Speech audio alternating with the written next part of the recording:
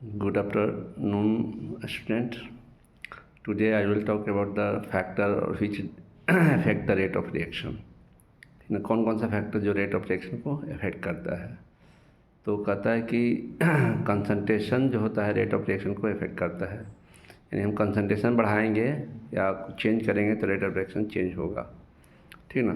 तो कभी ऐसा होता है कि हम रिएक्टेंट बढ़ाते हैं कंसंट्रेशन ऑफ रिएक्टेंट बढ़ाते हैं तो रेट रिएक्शन बढ़ेगा, और ऐसा होगा कि जब हम प्रोडक्ट के कंसंट्रेशन को बढ़ाएंगे तो rate of forward reaction decrease करेगा, यानी वो अल्टर करता है, ऐसे बोलना है।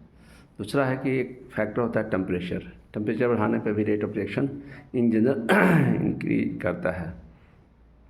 तो उसमें एक साइंटिस्ट ने आर्हेनिक क्वेश्चन दिया था, और आर्हेनिक क्वेश्चन के बेस पे वो एक रिलेशन दिखे थे K=E/RT। उस रिलेशन से हमको पता चलता है कि टेम्परेचर बढ़ाने पे रेट ऑफ रिएक्शन बढ़ेगा, जहाँ पे ये एक्टिवेशन एनर्जी है और R gas constant, T is temperature and A is pre exponential factor और आर्हेनिक फैक्टर है, ठीक है।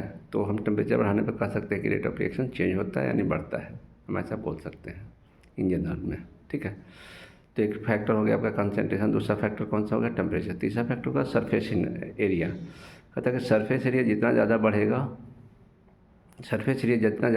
उतना ही ज़्यादा रिएक्शन फास्ट होगा, ठीक ना। जैसे आप कोल को जलाते हैं तो कोल को एक पाउडर फॉर्म में जलाइए जिसमें सरफेस एरिया ज़्यादा, और एक लमसम में जलाइए तो कोल लमसम में जलने में टाइम लगेगा, और जो सरफेस एरिया जो पाउडर फॉर्म में जिसका ज़्यादा है वो जल्दी जलेगा, ठीक है। तो यानी सरफेस एरिया रिएक्टिविटी है, यानी rate of reaction in direct proportional to the surface area, ठीक ना।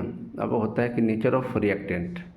अब नेचर ऑफ रिएक्शन में जितना ज़्यादा बॉन्ड टूटेगा, ठीक ना, जितना बॉन्ड तोड़ने और जोड़ने में जितना प्रोसेस लगेगा वो रिएक्शन क्या हो जाएगा, स्लो हो जाएगा। यदि आप आयरन को ऑक्सीडाइज करते हैं Fe2 को Fe3 में, तो ज़्यादा प्रोसेसिंग करना है, एक इलेक्ट्रॉन निकालना है और उसको हम बाहर कर देना है, तो इसका मतलब उस केस में रेट ऑफ रिएक्शन फास्ट हो जाएगा, ठीक है। तो ये सारे फैक्टर हैं जिससे रेट ऑफ रिएक्शन डिपेंड करता है। तो आप इसको बार बार सुने, और थैंक यू। चैनल को सब्सक्राइब करना ना भूलें, कोशिश करना है ताकि कोई नए वीडियो मैं डालूँ तो उसको आप सुन सकें। Okay, thank you.